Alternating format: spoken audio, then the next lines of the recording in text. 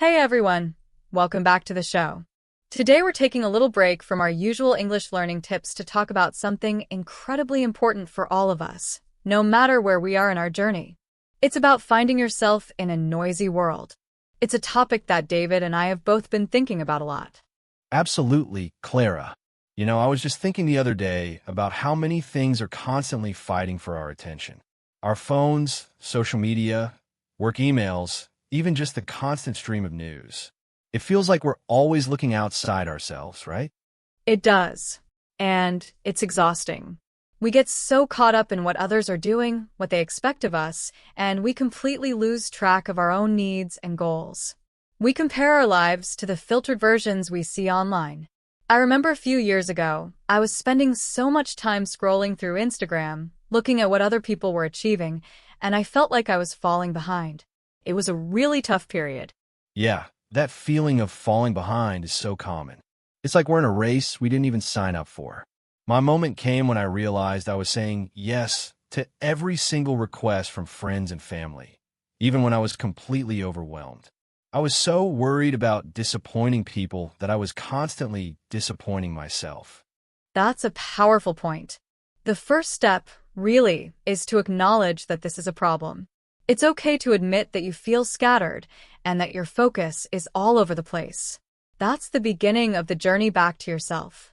We're going to share some of our own stories and what we've learned in hopes that it helps you too. Exactly. So, let's start with the foundational question. What does it even mean to focus on yourself? It's not about being selfish, is it? Not at all. It's about being intentional. It's about knowing your own mind, your own desires, and your own needs. It's about building a strong foundation so you have the energy and clarity to engage with the world in a meaningful way. So, let's dive into the practical side. For me, the biggest challenge was my phone. It felt like an extension of my hand.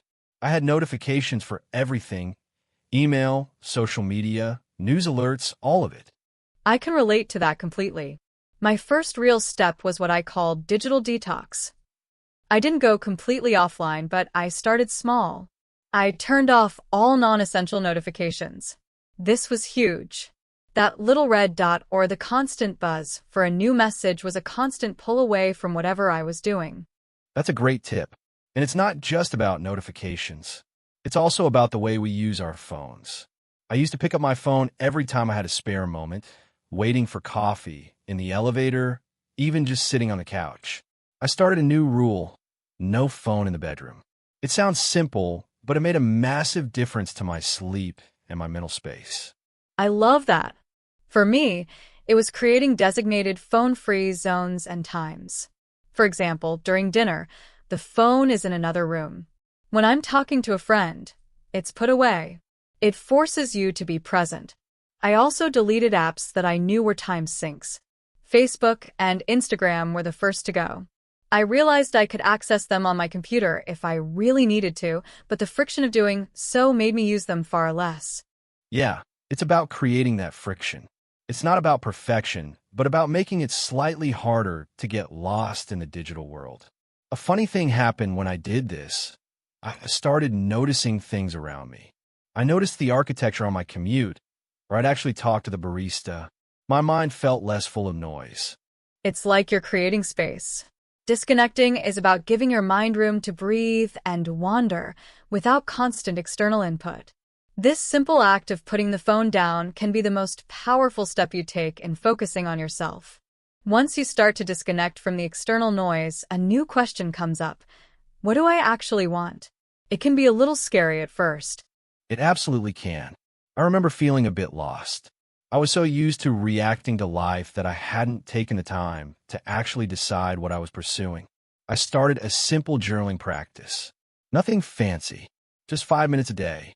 I would write about my feelings, what made me happy that day, and what I was worried about. Journaling is a fantastic tool. It's like having a conversation with yourself. For me, it was more about asking why a lot. Why do I want to learn this new skill? Why am I pursuing this job? Why am I spending time with these specific people?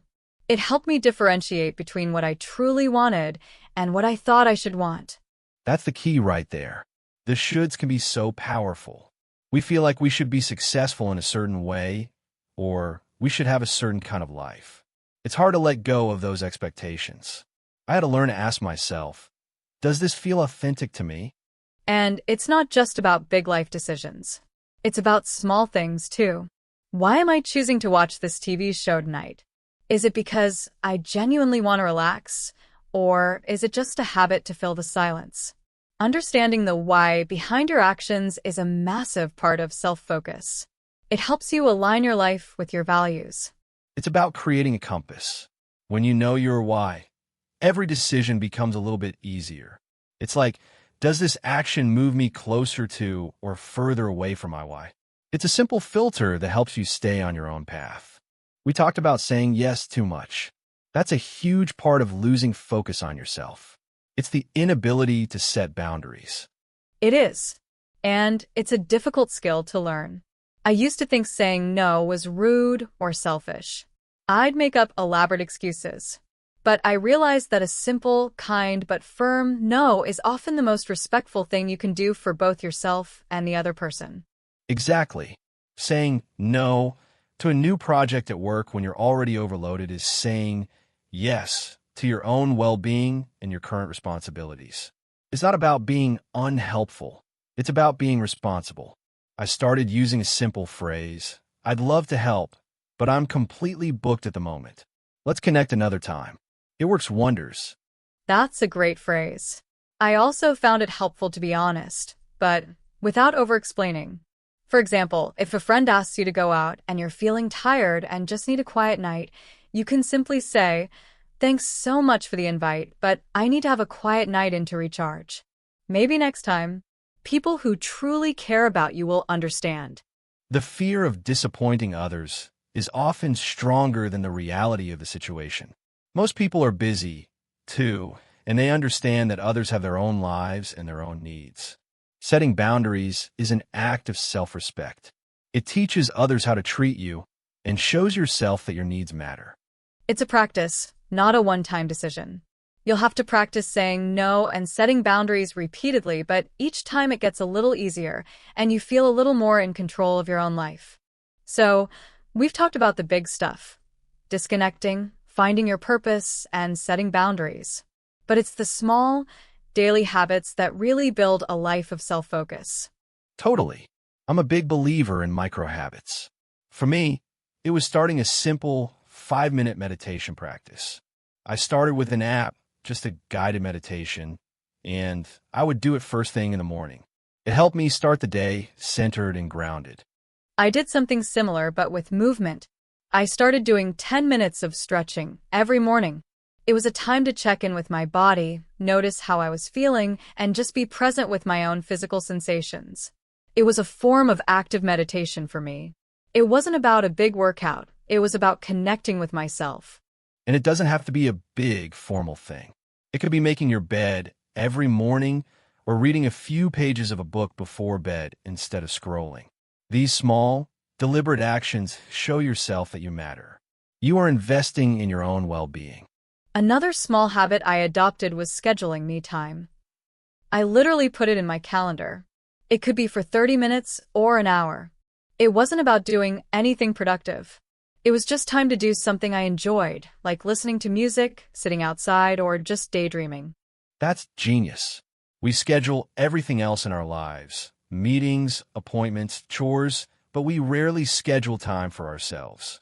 It's a powerful way to make your own needs a priority. These small habits compound over time and create a foundation of self-care and self-awareness. This journey isn't always a straight line. You're going to have days where you fall back into old habits. You'll scroll too much. You'll say yes when you wanted to say no. And when that happens, it's easy to get frustrated with yourself. Oh, absolutely. I was so hard on myself in the beginning. I would feel so much guilt and frustration when I failed to live up to my own new rules. I had to learn to practice self-compassion. Instead of saying, "Ugh, I'm so bad at this," I started to say, "Okay, that happened. What can I learn from it? How can I be better tomorrow?" That's a crucial shift. Self-compassion is about treating yourself with the same kindness and understanding you would offer a good friend. Your friend makes a mistake? You don't yell at them. You offer support. We need to do the same for ourselves. I even started a little ritual. If I had a tough day or made a mistake, I just take a deep breath and tell myself, "You did your best today. It's okay. Tomorrow is a new day." It sounds simple, but it really helped me let go of the guilt. And it's a constant practice. There will be good days and bad days. The goal isn't to be perfect, but to be consistent in your effort to be more aware and more intentional. Self-focus is not about reaching a final destination. It's a lifelong journey of getting to know yourself better. So, if you're listening to this and you're feeling overwhelmed, remember that it's okay. You're not alone. The journey back to yourself starts with one small, kind action.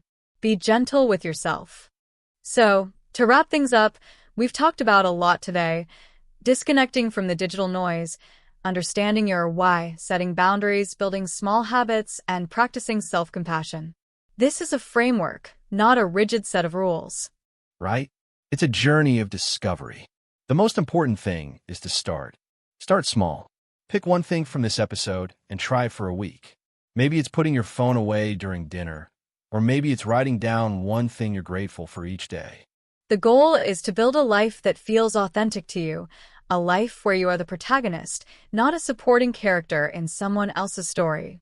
It's about building an inner world that is rich and fulfilling, so you can connect with the outside world from a place of strength and clarity. This whole process is about finding your own voice. It's about listening to it and trusting it. And that, in itself, is a powerful act. Before we go, we also want to invite you to join our community. We have lots of resources on our website and social media channels that can help you on your journey, both with English learning and with personal growth. We love hearing from you and seeing the progress you're making. If you found this episode helpful, please share it with a friend who might need to hear this message. And don't forget to leave a comment with your own stories or tips on how you focus on yourself. We read every single one. That's all for today. Thank you so much for tuning in. Remember to be kind to yourself and keep moving forward. We'll see you in the next episode.